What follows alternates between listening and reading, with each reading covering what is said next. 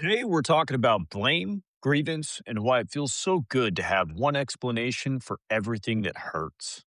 We start with incels and the way loneliness can become something darker when powerlessness turns into identity. Then we move into scapegoating, algorithms, the shiny red rage button, and why even a reflecting pool can end up with an enemy list. This episode is about agency, ambiguity, and the Department of Blame Management. Because when grievance becomes a home, solving the problem can start to feel like eviction. This is Shrink the Nation. Let's go. This is Shrink the Nation, a podcast for thoughtful, informed adults, preferably holding a drink and definitely holding a thought. The views expressed here are ours alone. They do not represent our employers, institutions, licensing boards, government agencies, bourbon distilleries, or most emphatically, our families. They've been very clear about that. This show is for education and entertainment only. Nothing you hear is medical, psychiatric, legal, or professional advice. We're clinicians, not your clinicians. If something we say stirs you up, that's not a crisis, that's a journal entry, or an email sent politely. We're here to challenge ideas, not diagnose strangers on the internet. And if you are in real distress, please reach out to a professional who can actually help you. All right. Hey, I'm David. I have 20 plus years in the military. I'm a board certified psychiatrist. And today I am enjoying bourbon. And I am excited, Robbie, for four reasons. One, the first is that my Shrink the Nation Shrink Responsibly tumbler has showed up. And that just delights me. This one's exciting because they look good. These tumblers are actually really nicely printed. So this one worked out beautifully. I really like it. That's reason one I'm really excited. The next three reasons, Robbie, is that we had discussed before that maybe we should try more than one bourbon just to kind of see how it feels. Just the tip, just to see how it feels, just for a second. So I brought three. I'm going to sample three Okay. throughout the show. I've got Larceny Okay. Small Batch, which is weeded. So weeded bourbon, yes. I've got Basil Hayden's. Nothing really Mhm. special about it other than it's Basil Hayden. It's a solid rye. I don't know if it's worth the money, but it's a decent bourbon. Yeah. Well, I got about a finger left of this one, so we're going to give it a shot a little bit later. And Okay. then Just guzzle it. Tried and True, Old Crow in a fancy bottle. That one I'm going to save for last because I have a feeling I'm not going to care as much by the time I get Yeah, there. And I concur. I think it's depending on smart. what we're talking about, it might be worth it. That's strategery right there, folks. Yeah. Hey, everyone. This is Rob. Bunch of years doing military stuff, bunch of years doing psychiatry. Because this is an actual evening time, I am also enjoying a snifter of bourbon. I have the Evan Williams bottled in bond version. And then for our listeners, if you want to know what bottled in bond means, it doesn't necessarily mean better. However, it does mean that it's was made in one distilling season, aged at least 4 years, and goes in the bottle at 100 proof, so 50% ABV. Fantastic. Well, and I've heard nothing but good things about that one, so I'll track it down Yeah. at It's some also point. cheap. It's cheap. It's like $22 for a fifth, which is just a hair more expensive than what regular Evan Williams is. I think I got like a small plastic bottle of Evan Williams a few weeks ago for like Yeah, I remember. a 10 spot or something. And Yeah, I don't know, I got pretty lit. It you did its did. job. So You did. Yeah, and I'll then you take had it. to go do something after, I believe. I wondered how that went down. It was all sightseeing stuff. It was great, actually. I highly recommend a little day drinking before you go off and do any adulting that doesn't require actual, work or credentials, which Or driving, it didn't. or No, there was no right. driving. It was all walk. It was walking. I was in a very pedestrian-friendly city with lots of public transportation, so it was pretty great. Yeah. All right. This was an odd week, Robbie. There's normal political weeks, and then there's weeks where even a reflecting pool somehow has an enemy list. And as we were trying to figure out what the hell are we going to talk about this week, 19 new things would pop up in the news that were really worth talking about. But it ultimately all kind of came down to this one theme of blaming grievance. And so I thought, let's talk about it. Let's try to find some angles to have discussion that aren't just centered on our wonderful Commander-in-Chief, Donald Jeremiah Jehoshaphat Trump. Figured that'd probably be a little bit more interesting than picking on the old man again. And we'll pick on him Agreed. a little bit, just a little bit. But, let's talk about something that is adjacent. So we have grievance. Now, question I have for you, What is psychologically relieving about having one explanation for everything that hurts? Because we don't sit well with ambiguity. Ambiguity is chaotic, it's difficult to understand, it's not clean, and it is so much more appealing to the human psyche to have a singular thing to blame, particularly if that thing has a face. We really like blaming things with a face, and it cuts through the ambiguity and brings some comfort. All right. Well, show's over. Thanks, Robbie. Yeah. That was it. All right. You really solved our problems Take today. care, folks. Take No, care. so last week, last week we were talking about incels, and the overarching theme of the incel is I don't know that it's loneliness per se. There are a lot of men out there who are lonely, Absolutely. and they don't all become incels. It goes deeper than that. Once it becomes this ideology, then it really starts to get heavily into grievance and victimhood, right? So let's discuss. Well, and we didn't deal with that element of this last week. We probably should have, but yeah, I mean, the reality is that loneliness is, at least based on everything I'm reading, is an epidemic level. There's a lot of lonely people, a lot of lonely men out there. They don't all become incels. The whole incel ideology doesn't appeal to them en masse. It's a specific subgroup of these men. We could debate what personality structures might lead to that. I do wonder because the incel community is so heavily based online, they don't seem to be having a ton of meetups to dip your feet into it. It's not something that's happening with other people physically present. Do you think it would be more appealing to somebody if they were just exposed to it more, who is also lonely? Because it does seem like loneliness needs to be a piece of the equation. You're not a happily married person who's going down the incel rabbit hole. Probably not.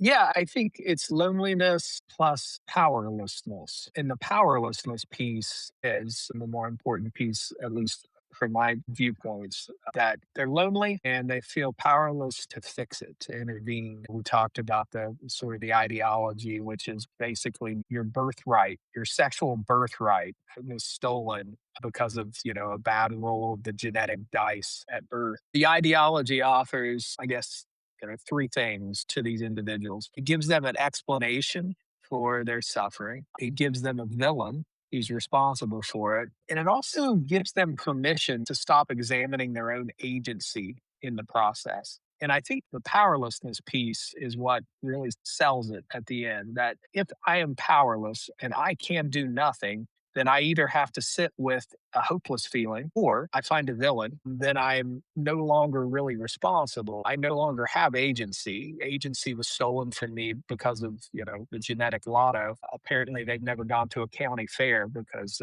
you see a lot of losers in the genetic lotto who are walking around holding hands. With a whole slew of children tagging behind them. Absolutely. Yeah. Then at that point, it morphs into something more than just this is my understanding of my situation. It becomes an identity. Like, this is who I am. Yeah, I mean, I assume, I don't know. I've never adopted the ideologies. It does seem that these groups sort of thrive on the identity that I am a member of this group and this is why. And then it's embraced. And then they sort of play off one another with their, misogyny and hatred and toxic discussions. The identity, I guess, comes from belonging to that community. The thing that they're ultimately missing is a sense of belonging to something. And this is that piece. But in order to belong to something, you need to adopt the identity within. So it's not just that, well, I agree with them. It's that I am them. I'm one of them. It's a powerful tool, isn't it? Sure. And I don't think it actually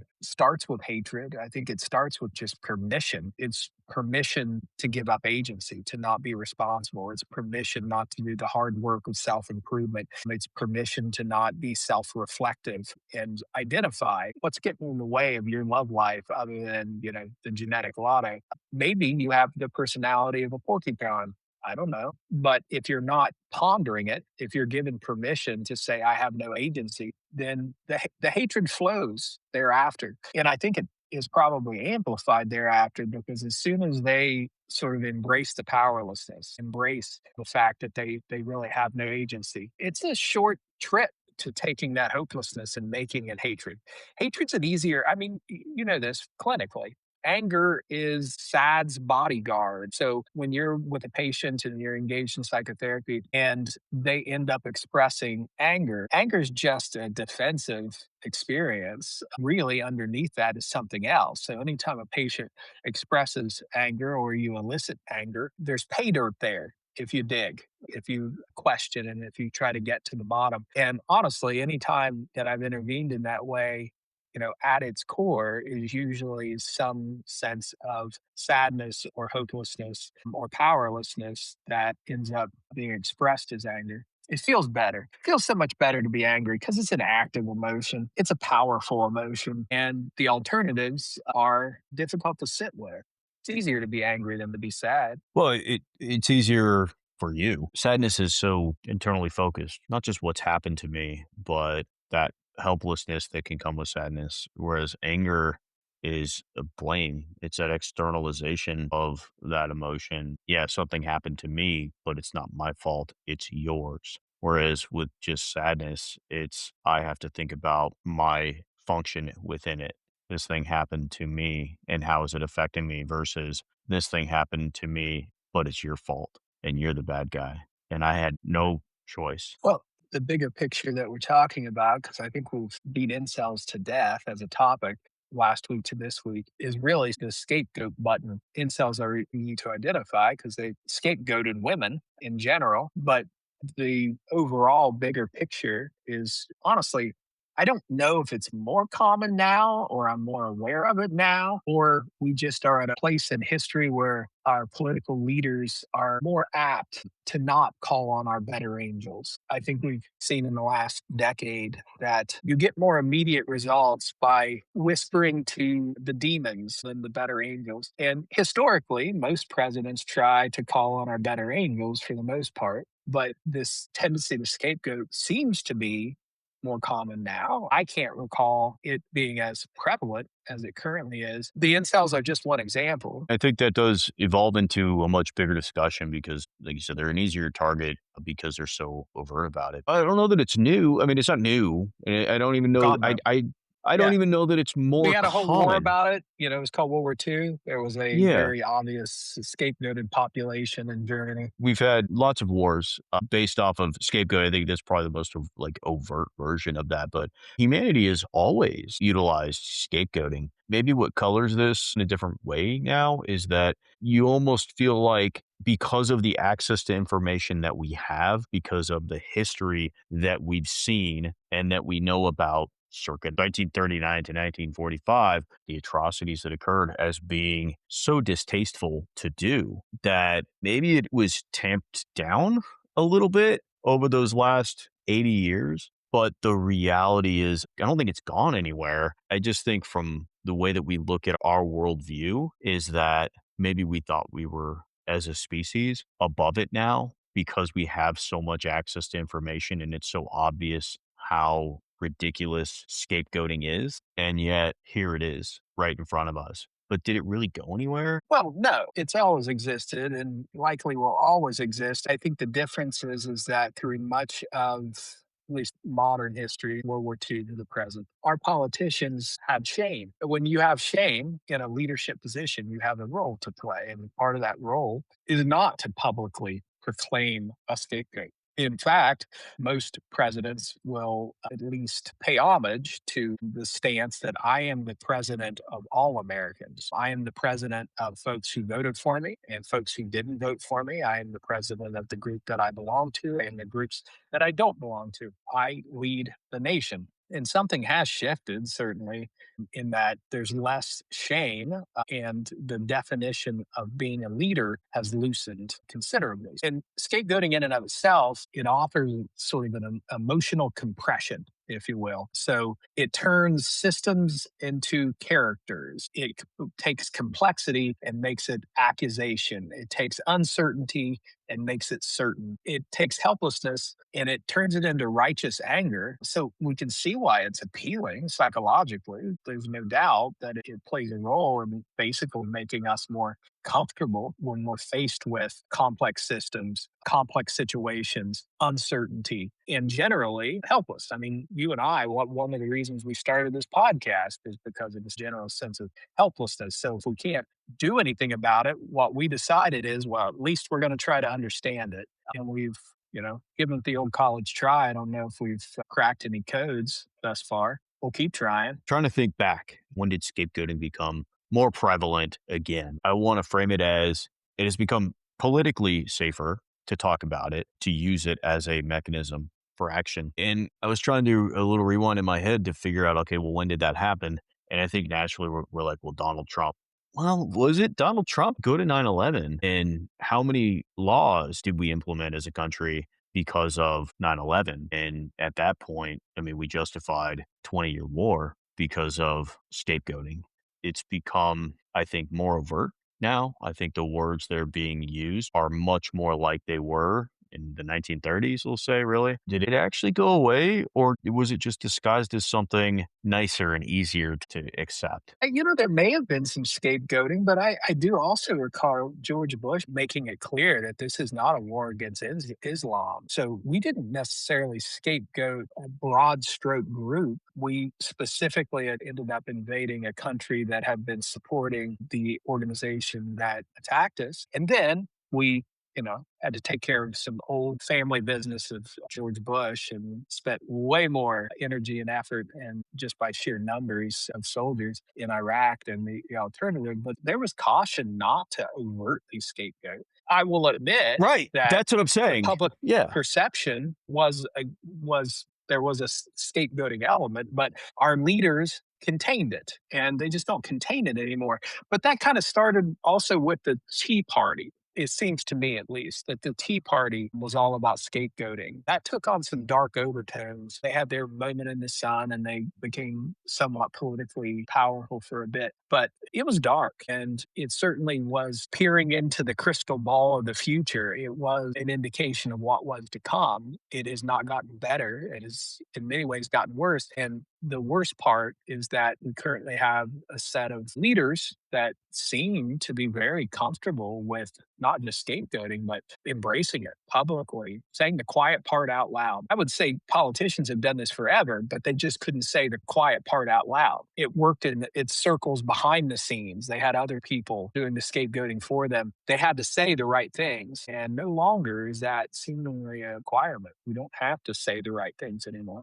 You don't have to have the image of leadership that has been set in stone since World War II forward. What an American president is supposed to behave like, say things like, what they're supposed to do. That mold's been completely shattered. That's what I was getting at, is that it's not that scapegoating hasn't occurred. It's just that the leadership has been reluctant to overtly use it, but would still use it because it's a powerful emotional driver, isn't it?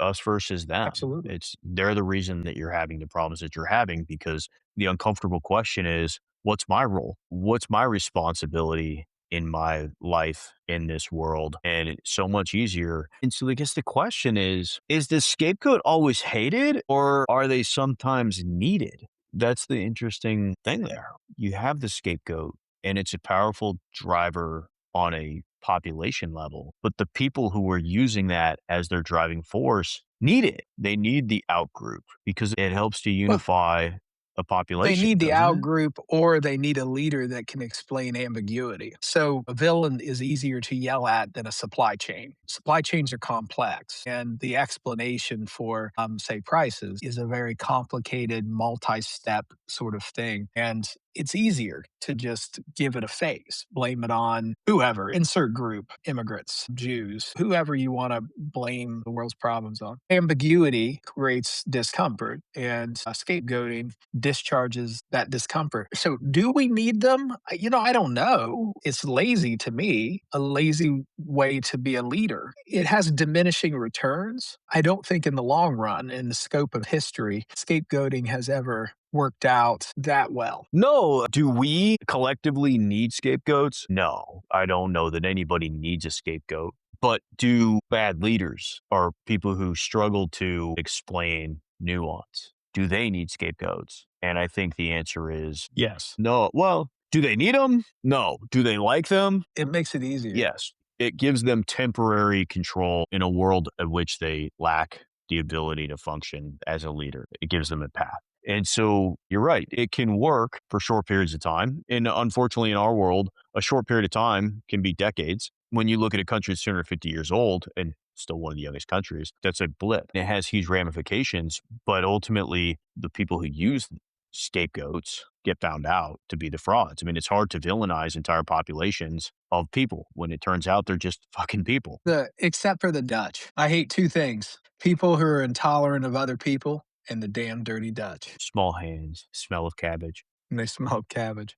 I don't know if that was the same group, but No, those were carnies. those are, oh, carnies. Yeah, carnies. Well, they do cause problems. Damn carnies. Probably not listening to us anyway. No, I don't think so. I don't want to be a hypocrite. Could we argue that we often will sit here and fault Donald Trump for all of the terrible, terrible things that are occurring when maybe the reality is a lot more nuanced than that? I think it is. I do. I don't think actually we can lay blame. He didn't create the concept. He may have mastered it, but that was actually my next question to you. Have there always been scapegoats? Yes. Does the current environment, social media environment, internet environment, Reddit forums, all the things, does it make it potentially easier for scapegoats to take hold? I think so, yes. We often talk about just the ease of access to information into populations, but I don't know that that by itself is the reason. It's a piece of it. Your access to a niche group is going to be much more than it typically is, but that's been around for a long time. The ability to jump onto AOL and have conversations in chat rooms with people who only want to talk about the shit you want to talk about. Well, that's been around since the internet's been around. That's not new. But the difference now is that we're being shown the things that we're going to click on. It's the algorithm, the big, nebulous, scary algorithm that exists within social media platforms, which is just going to show you the stuff that is similar to the stuff that you like to see, similar enough that the assumption is that you'll probably also like this thing, which at its face value, pretty innocent. Rob, I know that you like building shit. If I'm like, hey, look, I saw this video of some guy building some piece of furniture, I bet Rob would like it. And I send it to Rob and he gives me a thumbs up on it. I'm more likely to send him more stuff like that. And then maybe I'll branch off, men without shirts building stuff. And maybe Rob likes that, And so Maybe. this is going off on a weird tangent. And anyways, Slightly. yeah. So the algorithm is showing you the things that you're likely to click on. It's optimized for engagement, and it just so happens that outrage performs extremely well. These algorithms, they have no moral character. They could care less. They have no interest in blaming They people. are not a thing. And yeah. what all they care about is giving you the shit that you click on. The mechanism's really simple. You get angry, you post, you get likes, you feel validated, your group rewards you, the algorithm learns you're activated, then it serves you more activating material. That's just how it works. But to be clear, the algorithm isn't looking at the tone. It's not a defense of the algorithm. It's just an understanding of it. The algorithm is not a person. It's not a thing. The algorithm is code. The algorithm takes the back end of a video, of a song, of whatever, and the things that perform well that have search engine optimization, SEO, meta tags, they're tags that say, what about this thing is this thing? So if it's a video of a guy building a piece of furniture, it will say guy building furniture, building, construction, whatever. It'll give you a whole list. And the things that match to you that you are more likely to watch, more likely to click yes, I like it, subscribe. If it's just I like it, okay, great. You get a point or whatever. If you say, this guy's building this shit all completely wrong, he's an idiot, you're going to get more points because you spent more time doing it. And then somebody replies back, no, you're a fucking idiot because he totally built it right. And then you're going to be like, no, you're a fuck. And that engagement tells the algorithm that you're more likely to engage, interact with this thing. Why? Because somewhere else on this page, there's an advertisement for something. And the more time you're on the page, the more advertisement time is in front of your eyes. It's attention economy. Sometimes I want to think about it as being this malicious thing. Stop scapegoating, David. That's exactly it, right? Like I say, well, it's the algorithm's fault. Well, no, the algorithm is going to be tuned to show us the things that we are likely to respond to.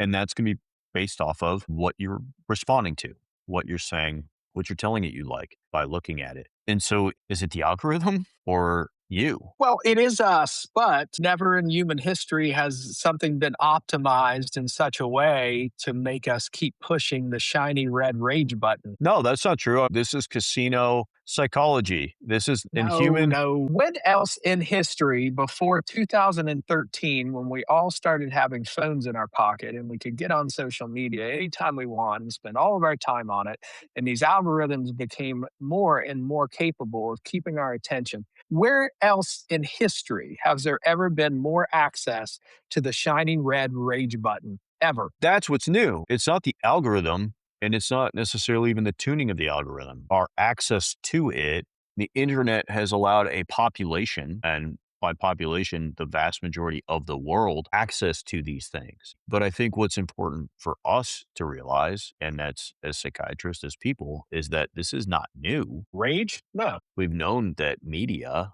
television, radio. Yellow journalism back in. Well, Roger Ailes was a genius when it came to learning how to just create sound bites that drew people in. And so this isn't new. This is just the access to it is new. Even just the psychology behind it, this is just slot machine behavior. The algorithm now, you look at the way that your phone works with Facebook or Instagram or whatever the hell else, you're just flipping through until you get a dopamine hit. And when you get the dopamine hit, you're more likely to stay. TikTok got really fucking good because they decided that the better way to feed you was to go onto a very granularized scale, all the different components of the video, to then say, okay, this person really, really likes this particular thing, this particular aspect of this video. So it feeds you more of it. It just turns out that we as humans love to be pissed off. We fucking love it. Well, moral outrage always feels clean. It disguises primitive emotion as a virtue. And that's why it's so addictive. Rage gets to wear a little black judge's robe and make us feel superior. Yeah, the algorithm doesn't fucking care about you. It's a program. It's saying there's a whatever percentage chance that you're going to click and watch this thing. And because it doesn't cost anything to test that out 1,000 times over on every single person who looks at it because they're doing it themselves, they can feed you whatever it is that you want to be fed. That's the meta aspect of this conversation, is that it's really fucking uncomfortable, Robbie, to think about the fact that the reason that people are stuck in these loops with these algorithms is because of them, not the algorithm. As much as I want to Of blame the course. algorithm, it's not the algorithm's fault. We could scapegoat all day, but you have agency. And yet, if you're the one who's logging into Facebook, is sitting on the can, swiping through for what turns out to be 45 minutes until your legs To our come. tens of us listeners, it is a bad, bad habit to get on social media when you're sitting on a can. It's bad for your pelvic muscles. It's just bad. Everyone should stop that. Do your business, get up, go away. I implemented a no fooping policy in our house, which is no phone pooping. You go into that bathroom, you want to read something, you go 80s style, you pick up a bottle of shampoo like a goddamn American, Right. and you read those ingredients 7 times. You're a hell of a dad. Hell of a dad. That's right. One of my children's pelvic floors are Right. pristine. Pristine. In their Yeah, 80s, they're going to pristine. thank me for no fooping. So let's take a pause. You finished off your first glass, which was I started with the Larceny small batch weeded bourbon. okay. I have All moved right. on to Basil Hayden's at this point. Basil Hayden. So with your first taste of basil, what's your take on it? Comparative, spicier, right? I was thinking this because I've been sipping on for a minute or two now. I don't like it as much, You like actually. weeded. I know you do. You've always I liked do. weeded. No, I do prefer weeded. It has a, There's a cream for that. I'll just leave it there. it definitely is different. The quality of it, it's fine. It's drinkable. It's a very good bourbon. It definitely has a rye bourbon taste to it. And it's just not as pleasing as a weeded, couldn't tell you. So I'm always hesitant to describe any alcohol as smooth because it's the lazy man's way of describing it. But I will say, in comparison, a weeded versus a rye, the rye just has a little more of a kick. It's spicier. It really does go down a little different. It has a little bit of a catch. Whereas Yeah. the weeded actually goes down a little smoother. It doesn't have that spiciness to it. I do prefer ryes over weeded, but Larceny's a good bourbon. Actually, you You turned me on to it years ago.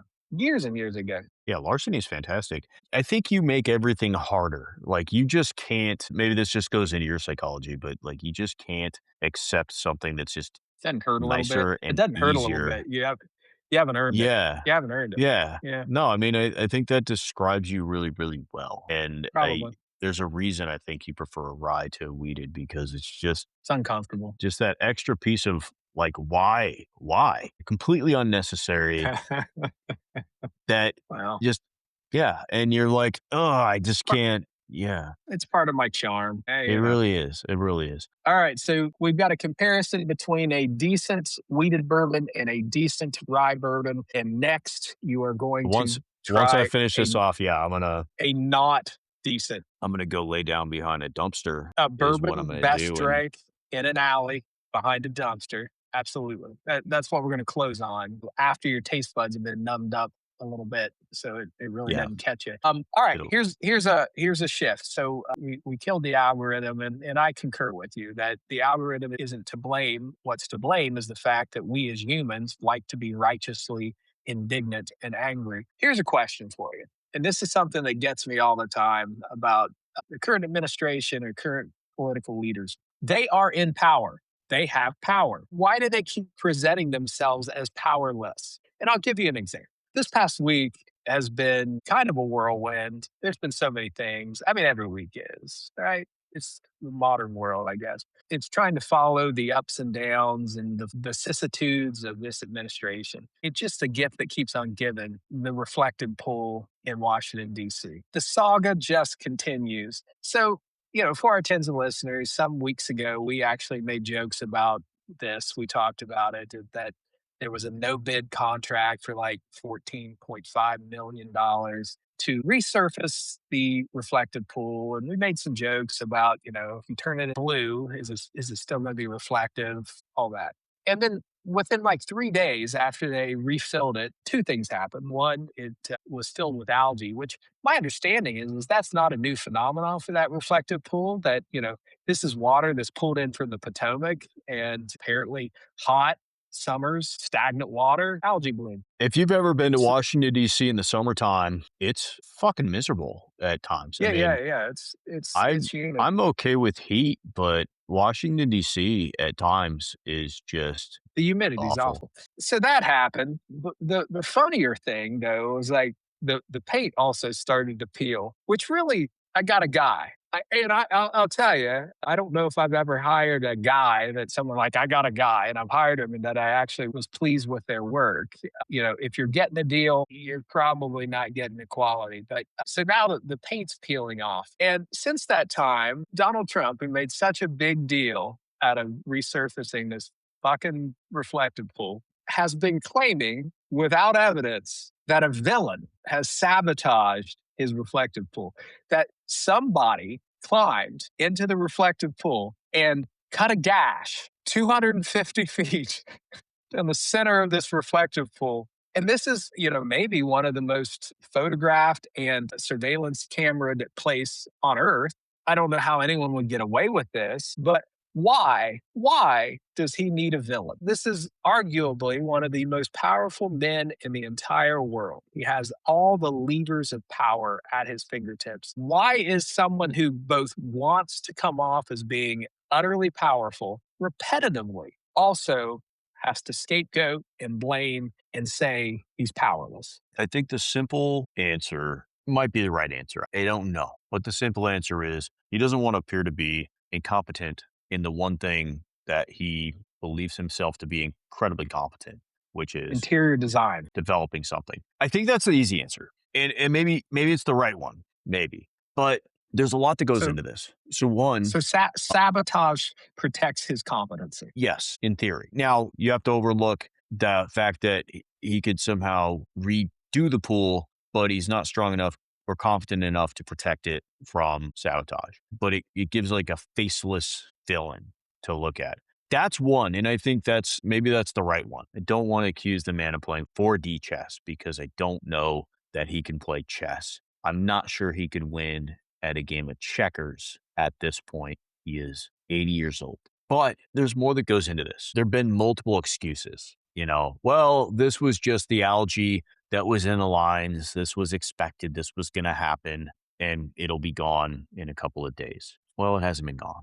So now it's somebody has put something in the water to make the algae bloom even more. And these are some sick, fucking demented people who Demented. really Demented. hate our country. It's the pot calling the kettle black right there. But it's also, they put something in the water that caused the peeling to occur. Caustic chemicals. There's a chemical out there that somebody so, somebody walked by and sprinkled a handful of some chemical because it's a huge fucking pool. It's not a small pool. It is a shallow pool, but it took days to refill, right? What, 2 feet, right? 2 feet deep. It's not particularly deep. It's been made shallower over the years. Like it was deeper before. Probably so that people can't fucking drown themselves in it. So they wouldn't try to swim in it. Some of these things are just so asinine. So somebody dumped enough of a chemical into the reflecting pool that is being filtered kind of constantly that simultaneously caused algae to bloom and ate the 100-year sealant that they put in, right? Like this thing was going to be fixed for 100 years. That's how good this paint / sealant is, that for the next 100 years, it was going to keep things going,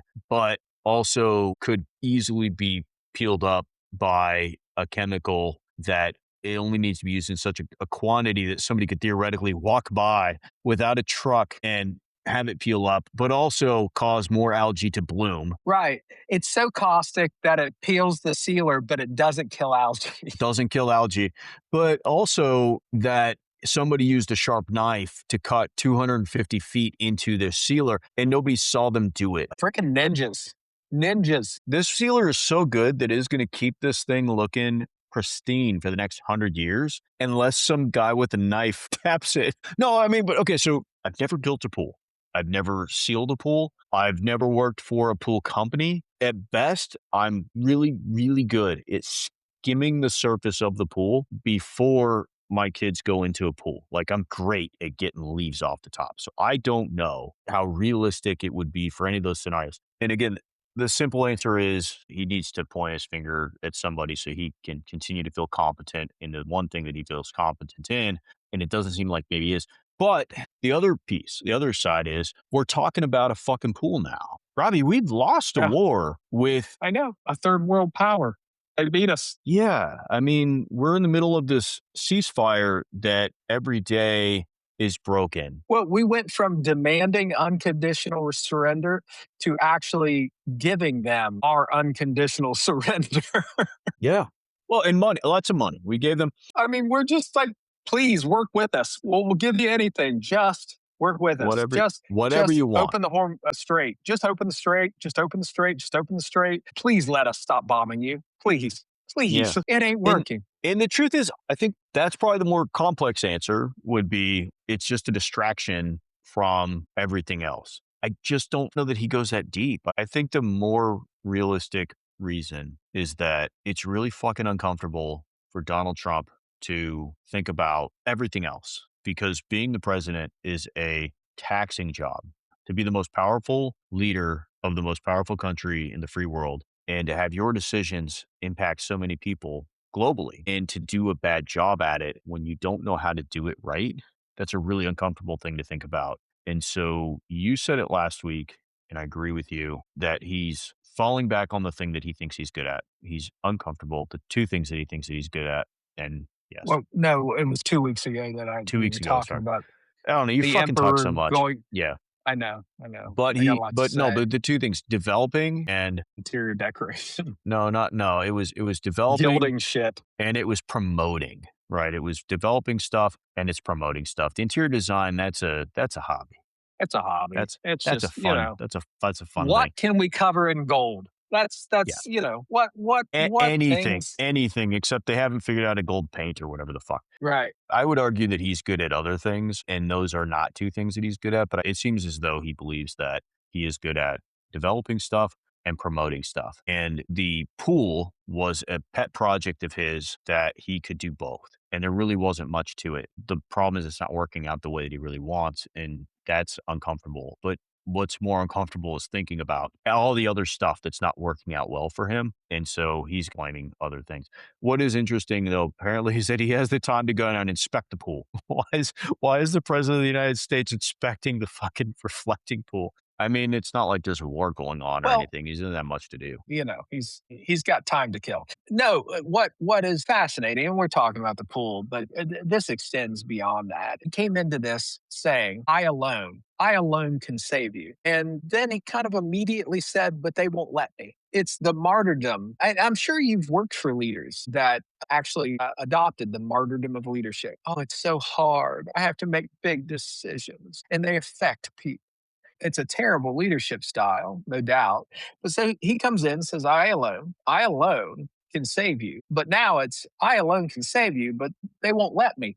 And it creates this perfect loyalty trap. If the leader succeeds, he's strong. If he fails, the enemies are stronger than we thought they were. So your loyalty to me must get stronger. It's a closed emotional loop. Psychologically, it's a loop that really protects him from incompetence. It protects any leader from incompetence. And really, they never have to get anything done because, it's always the deep state or, insert whatever scapegoat you want to throw in there. It's annoying as hell. One thing that has got my wheels spinning beyond the larceny and the Basil Hayden is that this doesn't just function for the leader, it functions for the followers as well. They never have to judge. Yeah. It gives them such a clean out when things aren't working the way that they want. It's not that I'm supporting somebody who can't do it. It's that this evil entity is preventing that success. It brings people down these rabbit holes. It creates more anger. It creates more tension. It creates more distrust. And when you have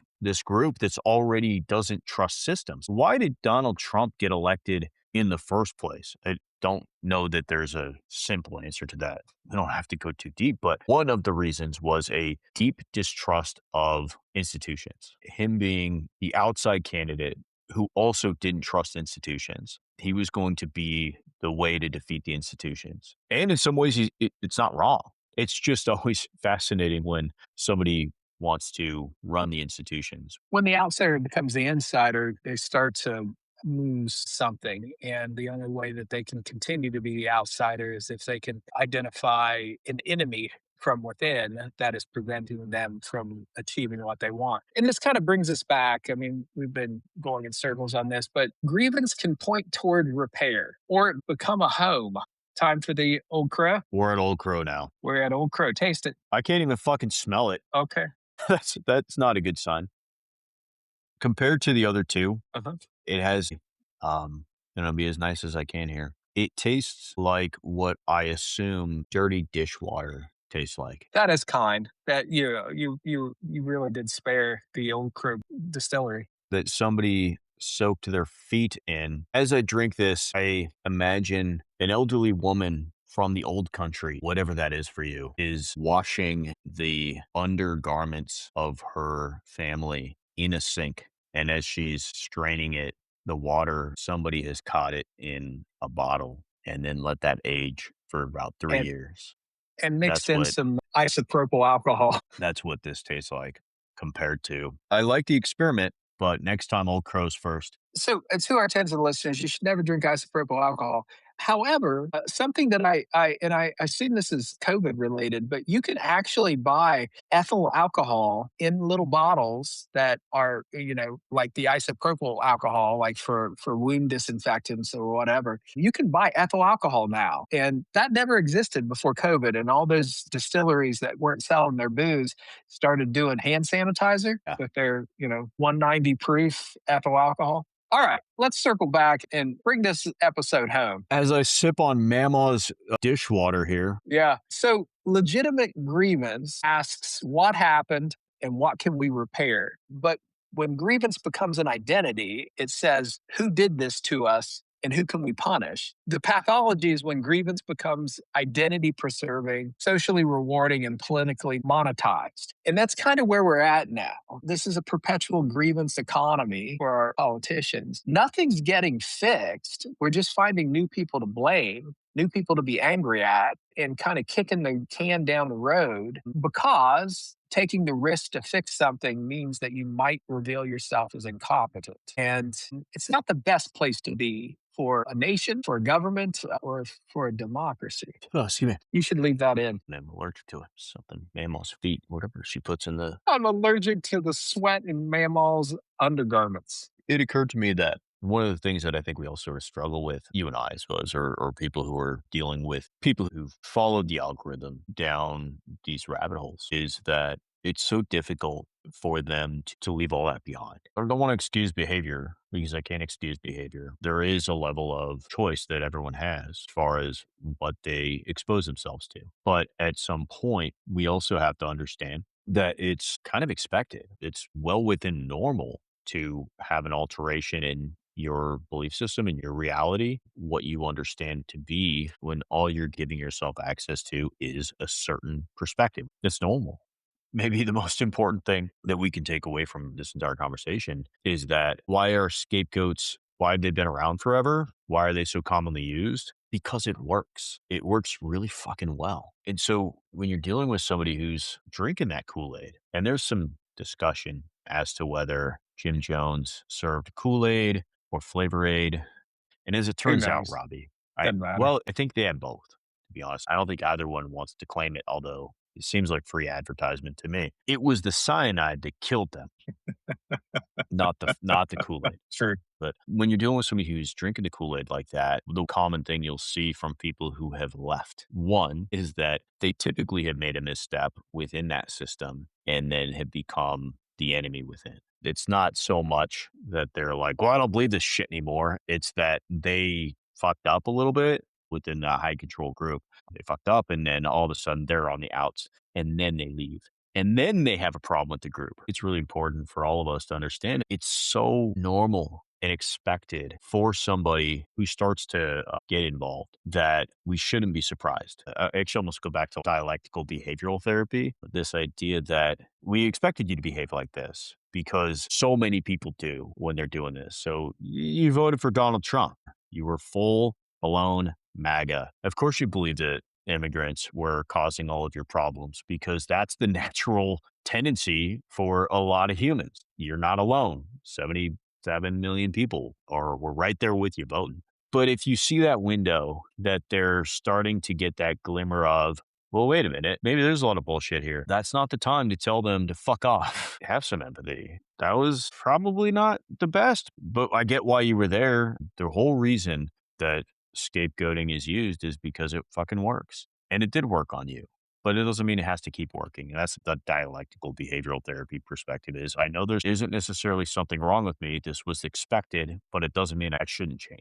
Don't you find it, though, ironic that this administration engaged in the whole Doge thing and cut so many critical things, but somehow the Department of Blame Management survived and actually its budget got increased? So, gas prices up, Department of Blame Management. Dating life bad, Department of Blame Management. Pool green, Department of Blame Management.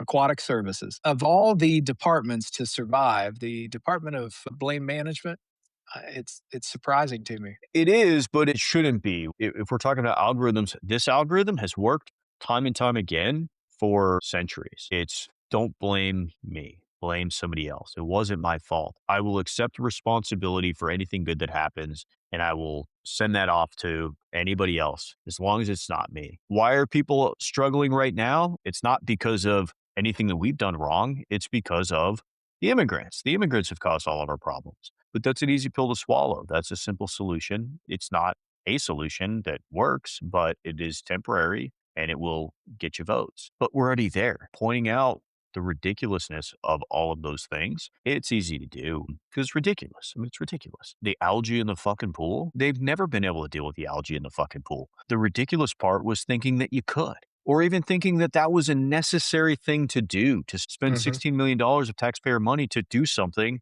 that Obama tried to do 10 years ago and spent $30 million in 2 years trying to do the same thing, and it didn't work. That's ridiculous. I feel like there's like a national park service that's in charge of that, though. It just kills me that the investment of time, energy, and effort. At any rate, But no, and you're right. It's just so silly. There's that asinine quality to it. That's why I say, is it just the easy thing? Well, why does the president care in the middle of an economic crisis and a war? The president cares about the fucking reflecting pool on the mall. No other president would give a shit about this, at least in the modern times. But the fact that people are defending it, that's the story to me. That's the interesting thing. But why are they defending it?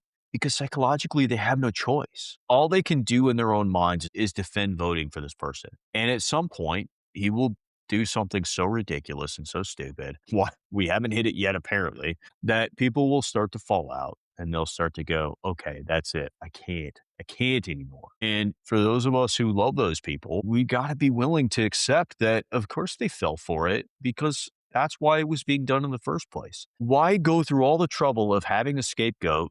It wasn't the answer to the question, but that was the easy thing to believe because otherwise you'd have to ask yourself, what could I be doing? What could I do to make my life better? Not what can somebody else be doing? And that's psychologically normal. That's a normal thing. I like your DBT frame. You're right. Does that mean it's right? Does that mean we should keep doing it? No. But should we push people away and say, "Oh, you've been around my entire life, but for a 4-year period of time, you believe something that I think is ridiculous. And so we're done." No, not if they're coming out of it. You want to fix this country, at least get our democracy back on track. Don't push people back towards the thing that's fucking it up. Agreed. All right. You got any prescriptions for today? I mean, I feel like that was my prescription. Okay. All right. I got one. People must stop mistaking shared hatred for shared meaning. A mob can feel like community the same way Taco Bell can feel like Mexican food at 1:30 in the morning. It meets an emotional need, but there are consequences. And the consequences, I think, are similar. Yeah, a lot of GI distress. Yeah, You get the Baja Blast. Oh, David, such a card. So my prescription is when someone offers you one villain who explains everything wrong in your life, just ask whether there's a subscription fee. So that was it. Hit like, hit subscribe. You know, it's funny for the fact that I understand the algorithm and how it works. I have no idea, Robbie, how to actually make it work for our show. I think we're just not likable. Here's a funny thing about my kid. Well, you're not likable. I'm actually a lovely man.